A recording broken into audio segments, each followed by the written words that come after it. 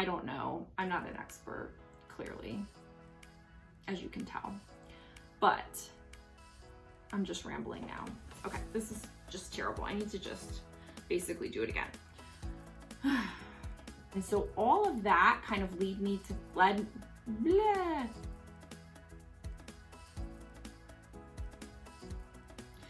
The first one is that, well, no, I guess I should go back.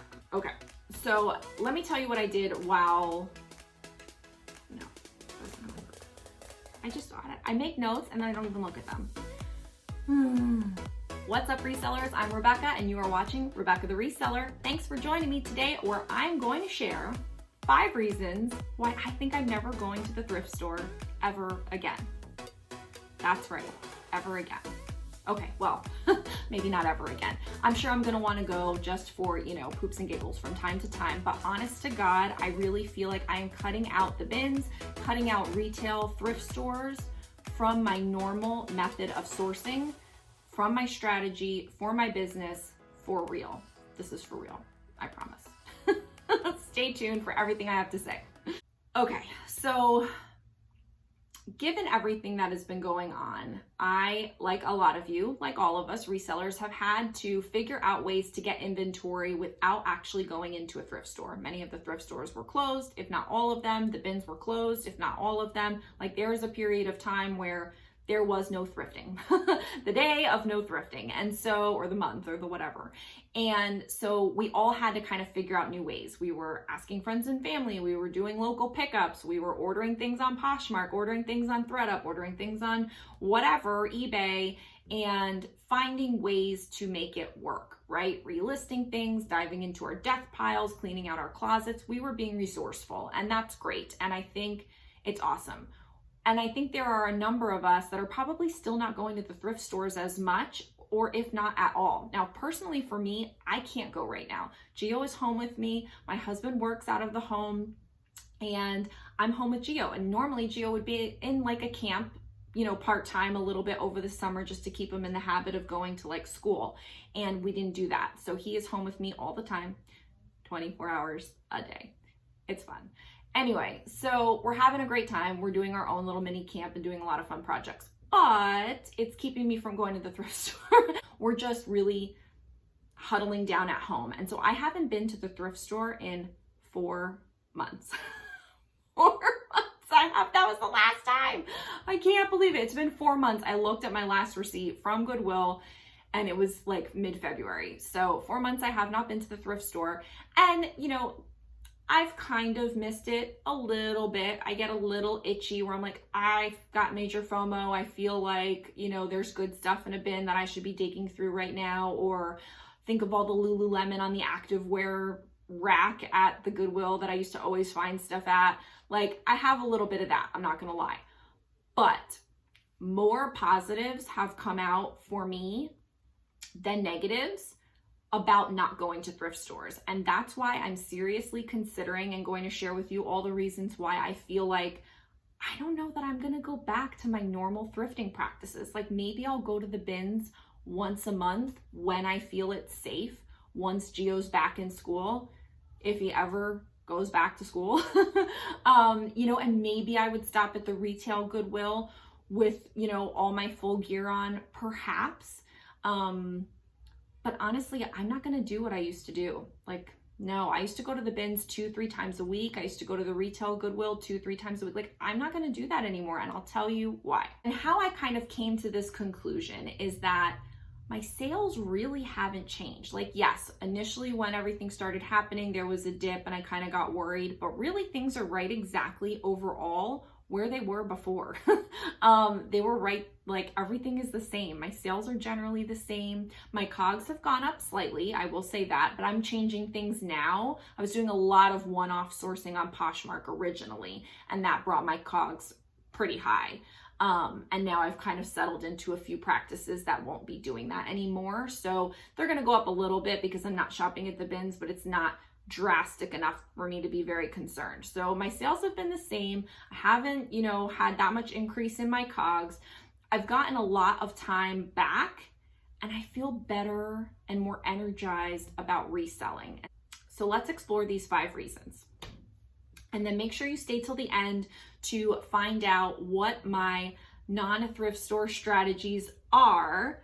And I will share with you some of those vendors and some of those strategies. Here are my 5 tips of why I think I'm not going to a thrift store pretty much ever again. Efficiency and convenience. If you've watched my channel before, you'll know that I would kind of complain, and I know I probably shouldn't have because I'm lucky. We have 2 bins, 2 Goodwill bins here in Orlando. One I frequent more than the other, and it's about 25 minutes away, and I have to pay tolls to get there. And I don't bring Gio there, so I always have to have kid-free time. So the first issue is I have to have kid-free time, which clearly hasn't been happening lately.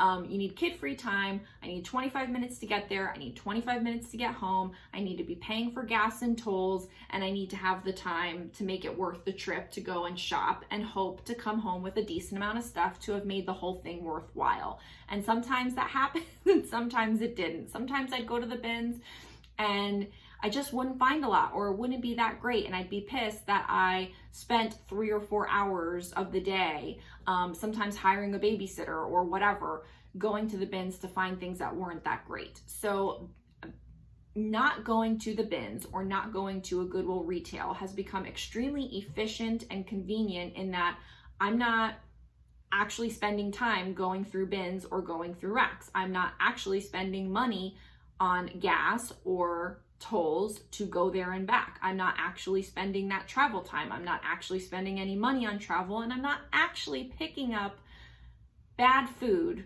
on the way home, because that was a big thing. I would go to the bins and I'd get so hungry that I would pick up like Chick-fil-A or something on the way home, and that was bad for the waistline, bad for the pocketbook, bad. But I love that Polynesian sauce. Anyway, so I save money and calories on not eating out after the bins, and I'm shopping from home now, which means that I can do it anytime. So you know me, I get up at 4 and 5 in the morning. I can shop. If I decide to stay up, I actually stayed up. I did an all-nighter to work on a YouTube project, and then I decided to do some sourcing. So I was like in the middle of the night working on YouTube and sourcing. I got 3 hours of sleep that night. Like, being home with your kids, you have to be resourceful. And so the fact that I can source and shop from home and not have to be worried about going to a thrift store at certain times and when do they open and when do they close and when can I be having kid-free time, like, that's amazing. That is huge. A huge weight is lifted off my shoulders by that. And that kind of leads me into one of my other reasons why. I'm freed from the grind. Like, the grind of going to the bins day in and day out and digging and dealing with all of that shenanigans, it weighs on you. It weighs on you because if you're not at one of those places where you find killer stuff every time, you kind of walk away sometimes and you're like, I bought these things, but they're not that great, or I just spent 3 hours and I only came away with 20 things, or whatever. That grind of feeling that you won't have any inventory unless you drag your butt out and go there. Or when something comes up and you can't go and now your complete business is just a fuddle because you just missed your one day of sourcing. So being freed from the grind, not having to worry about if I would find enough stuff, you know, or what I could find in only the amount of time that I had, is really freeing. And I just feel like there are more possibilities to me because sourcing online and sourcing from home, you can get whatever you want whenever you want. Like, there really is no cap or end to it. I mean, obviously you have to decide what you're willing to pay and things that fit in your business model and what's available, but the possibilities are really endless. And I feel so free being able to kind of now think about that. I'm going to talk a little bit more about that, one of my other points. So the other point is that when it's cheap, I make poor picking decisions. And you've heard me talk about this, how I've made lots of bad buys, how I've bought things that I should have never listed and photographed and put in my store, and now I'm paying for it later because I can't get it to sell, and I'm sharing it a million times, and I'm dropping the price, and I'm sending offers, and I'm clearancing it out and pulling it out of inventory, and I had assigned it a number and now I have to take it out of the bag. And there's just a lot of price you pay for putting an item in your store that should have never gone in there to begin with. When you make a bad buy, you pay for it over time again and again. I've learned that, and I'm getting better and better at it, but I still go through that process. And so I find that when the items are cheap, and that usually means being at the bins, you're picking things and you're justifying and you're rationalizing and you're saying, oh, this might sell, or I'll take a risk on this. And before you know it, you've got a cart full of things that are nonsense. So I feel like having to search for things online, it's just making me a better picker a little bit. Like I'm hunting a little bit better and a little bit different. Also, I think that I would miss flaws at the bins, and now I can really like look at the pictures and I can see what they're saying in their listings or however I'm looking at it, and I can say, oh, that has a flaw that I'm not willing to deal with. And it's easier to let it go virtually than it is to have picked it up, dug for it, and then decide to put it back. Like once it's in your cart, it's really hard to put it back. So you're like, oh, I might clean it, or oh, I might sew that, or oh, I might do about this or whatever. But if it's virtual, I'm just like, next, next, next. And it's way easier. So for me, maybe that's a personal thing, but for me, I'm finding I'm being way more picky, way more solid and disciplined in my sourcing than I ever would have been at the bins when things were cheap and they're right in front of me. I think I'm running, and this is the next point, a cleaner operation. Like I'm ordering things, they come in, I process it, I get rid of the box, I deal with the item, and it goes into inventory. That's it. There's no giant IKEA bags full of piles, things to sort, things to fix, things to mend, things to wash, piles and death piles and IKEA bags full of things. Like I'm saying IKEA, like I used to come home from the bins and sometimes it would take me a couple days to like even deal with what I had just bought, and then I'm adding it to the things that I have on my rack, but now I'm kind of reordering what things I'm gonna do next. And maybe that's just me, but I felt like when I order stuff, I already knew what I was getting. I already knew what it was. I'm bringing it in, I'm processing it, I'm moving it out. And I feel like the process is a lot cleaner, a lot smoother, a lot faster, and that's it. And I feel better about that. I feel better that the operation runs more smoothly this way. I don't really know how else to describe it. I don't know if you feel the same way. Let me know in the comments below if any of these tips are resonating with you. Maybe I'm just a crazy person, which is very possible and likely the case. But I do feel like having a cleaner headspace and just knowing that I've got an order coming in, I can process it and deal with it and get it out into inventory, or, you know, obviously out to the buyer eventually, but at least putting it into my inventory, having listed and photographed it, that process is way cleaner and easier, and it frees up my mental abilities. And the last one, and then I'll talk about kind of the sourcing strategies themselves and some of the vendors, but maybe I'm not the best picker, but I'm a pretty good orderer.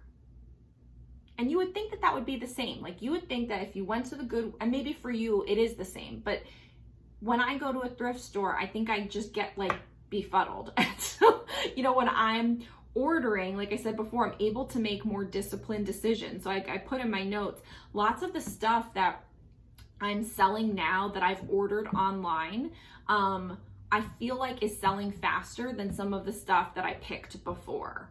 And it could just be because it's an older stale listing. It could be a lot of different reasons, but I do feel like I'm having a pretty good sell through right now on the things that I'm specifically ordering online. And I feel like I can zero in on what I want to sell and find it. If you go to a thrift store, you have to find from what is available to you. If you're sourcing online, you could search for anything. If you wanted to sell all the Western boots or all the Western shirts because you just want to have a store full of Western stuff, you can specifically search for all the Western stuff, only look at Western stuff, and only order Western stuff. Lo and behold, there you have it. Whereas if you go to the bins and you're looking for Western stuff, you're going to be sifting through every cockamamie thing to maybe find something Western. Or the same thing if you go to, you know, the Goodwill with racks, like retail Goodwill, you'd be searching through to eventually come upon something that's Western.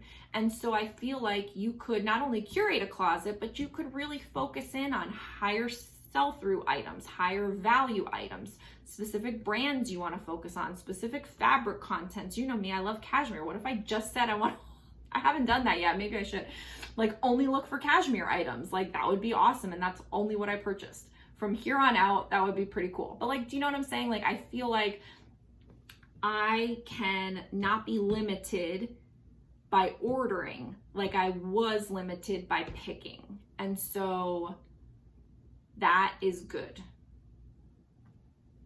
There you have it. You know, I feel like you can niche down, you can focus on what you want. Like the Everlane pants, the Everlane pants that I ordered on swap.com, I bought a whole bunch of them. I paid up for them, but they are almost all sold. And I made profit and doubled my money I doubled or more on all of them that have sold so far. So that's a great example. I would have never found, I don't think I've ever found Everlane at the bins, and maybe once at the retail Goodwill, maybe once, never. But now I was able to capitalize on all the Everlane all the time because I was able to order it online. Yeah, I paid for it, but I still made great money on each and every one of them. And it was specific. I knew what I wanted. I got what I wanted. I sold what I wanted, and it was great. So it's something to think about. So you might be wondering, how and where am I sourcing all of this stuff and what am I doing? So I will tell you. First of all, I'm in the mode of continued research and experimentation. I feel like I'm always doing that, but now more than ever, because I am interested in my ultimate goal of automating my business as much as possible. And so I'm breaking things, I'm going through things, I'm trying things, I'm figuring it out now with that ultimate goal in mind. So I may be doing things that cost me in the short term for the benefit in the long term. And that may not be something you're interested in doing, but you can benefit at least from the cockamamie shenanigans that I'm going through. So I'm just saying that out loud. But I'm ordering one by one on Poshmark. I was doing that a lot more before. I'm doing a little bit less of it now, but I'm still doing it. There are certain brands, certain things, certain types of items that I'm searching for on Poshmark. And when I find it, then I'm going to that closet, trying to create a bundle and bringing my per item price down, spread out over the shipping, and ordering a bundle from that person. I have not purchased, I guess I should say, I have purchased a handful of just one item, but those have been like ThredUp Luxe brand items that I'm looking for, and I would purchase one item when they gave me like a discounted shipping offer, and so it was still worth it to buy that item one-off, but most of the time I'm trying to create bundles. So I'm sourcing one by one on Poshmark. I'm sourcing one by one or creating bundles on ThredUp, and that has worked out well. I did a video a while back with Quemby, and we kind of went over, Quemby the Grateful Queen, we kind of went over our different sourcing strategies on ThredUp, and I was going more for like the luxe high end, and she was going more for the bread and butter, and we both kind of had two different ways that we were sourcing on ThredUp during stay at home, and it was awesome because everyone can attack it a little bit differently. So I'm doing that. I'm doing ordering on swap.com. I've done a couple of videos on that so far. I'm lying. I've done one video. One video, I think, on swap.com. So I'll link that down below. And I had really great success with it. And I do have a referral code down below for swap.com.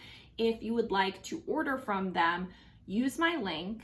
You get 40% off. And then when you place an order, I also get 40% off, so then I can place another order. And I have stuff in my cart, so go ahead and use it so I can place my order and get 40% off too. But yeah, swap.com worked out really well. Poshmark, and then ThredUp, I do have a code down below. If you've not ordered from Poshmark before, you can use that code and get some money to use on ThredUp, and I can get some money to use on ThredUp, which would be nice. I'm doing pre-owned bulk orders. There's a bunch of different ways I'm doing that, so I'm not really ready to share all of that, but I'm looking and finding a lot of, I guess you could still call it liquidation, but they're not new. They're pre-owned liquidation, bulk purchases of pre-owned clothing. So I'm ordering bulk pre-owned clothing, and then I am doing liquidation that's new and a variety, and I'm using B&G Trading for that. There's a referral code down below where you can get 20% off your box. I did one, maybe two videos are up now. I've done two videos. I don't know if they're both up, but I'll link those down below of B&G Trading. I got a New with Tags Premier box. I got an affiliate, like kind of sampler box. And so far it's gone really well. I've already sold some things from those boxes, so I feel really good about that. That price point is a little bit higher, but you can use my code and get 20% off, and you can try out a lot of the different options that they have. They have a lot of different things. So I feel like from a liquidation company, that is a great option to use. And then I'm also ordering boutique items. And I know I've been talking about this more. You guys have told me that you want a video on it. I'm working on it. I'm putting my notes together. You guys know I like to be thorough, so it's coming. I'm working on it. And likely I'll have a few videos on it and split up the information into different topics. And that's kind of what I'm trying to organize right now. But so I have been ordering boutique, wholesale, items without a brand name, items that are brand new from the manufacturer overseas, and bringing that in and adding them to my boutique listings on Poshmark. And some of them have been clothing type items, and those are at a higher value, and some of them have been jewelry type items, and those have been a lower value. And so that's kind of given me a range in COGS as well, which is awesome, a kind of lower price point and higher price point for cost and for, selling value. So I've done a lot of different stuff over these last few months to really help fill the gap of not going to the Goodwill bins, going to Goodwill retail. Those are the primary places that I would source before. And I feel like I'm better for it. I'm more rejuvenated and revitalized about reselling. I'm excited about the new ways I'm bringing in inventory. I am being a better orderer than I was a picker, as I said, and my sales have been going along just the same. I have multiple quantity items. I'm not wasting time driving back and forth, and I'm spending all this extra time at home, which is nice because I'm with Gio, or I'm just less stressed because I'm not trying to leave Gio and figure out what I'm doing with Gio, and I'm not putting the wear and tear on my car. Like, there's just so many good things to really figuring out how to do this from home. And when I stop and think about it, it is amazing to me that I can continue to run my business literally without going anywhere. Like, I go to my storage unit and back, and that's it. My world is everything is online, everything is ordering, everything is completely remote. It is mind-boggling to me that is possible, and I am so grateful for it. And I'm not telling you don't go to the thrift store, do what you have to do, but I want everyone to be as safe as they possibly can be.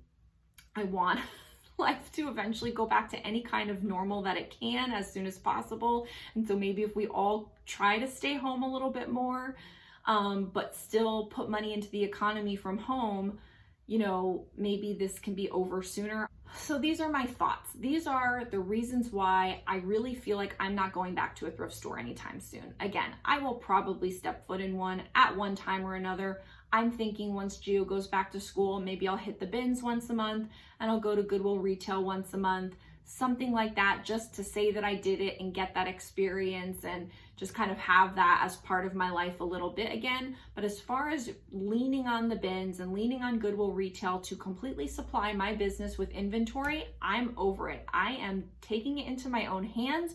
I'm implementing all of these strategies. I'm using all of the vendors that I have linked down below, and I am making it happen. And I have to tell you, I am grateful for it. I'm having a great time with it. It's going well.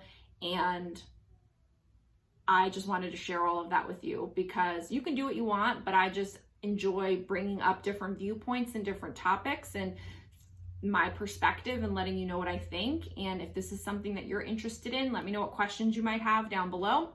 If you want to know more about any particular topic that I brought up, I'd love to, do additional content on that. So go ahead and like this video on your way out. Go ahead and leave me a comment down below to say hi. Subscribe to the channel if you haven't already so we can hang out again. And if you are a current subscriber, thanks so much for coming back.